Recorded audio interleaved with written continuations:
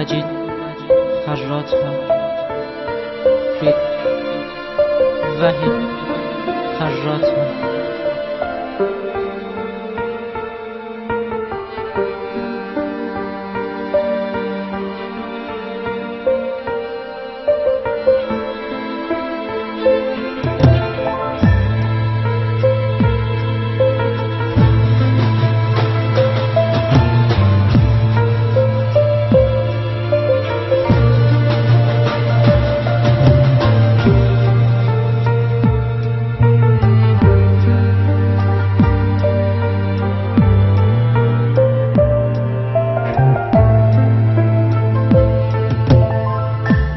رفتی حالا به کی بگم؟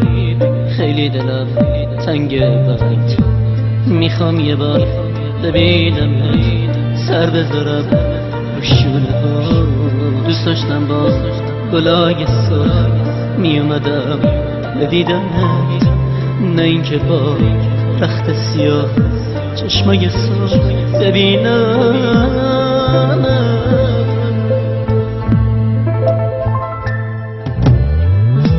گلو پر پر میکنم سر مزاره، تا ابد بارونیه چشمای یاره.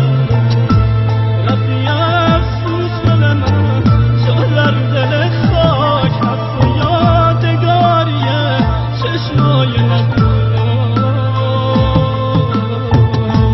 پاییزه غریب و بیرم، اون همه بری مگه کم بود؟ گل من رو چرا چیدی؟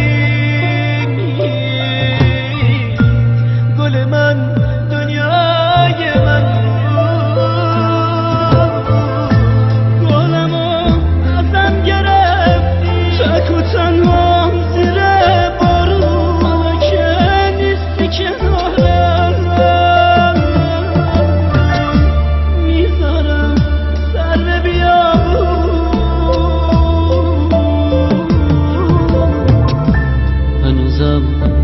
بارون میبارد، تو میای انگار کنارم، خودتم بهتر میدونی. مثل بارون میبارم، پاییزه غریب و بیرم، اون همه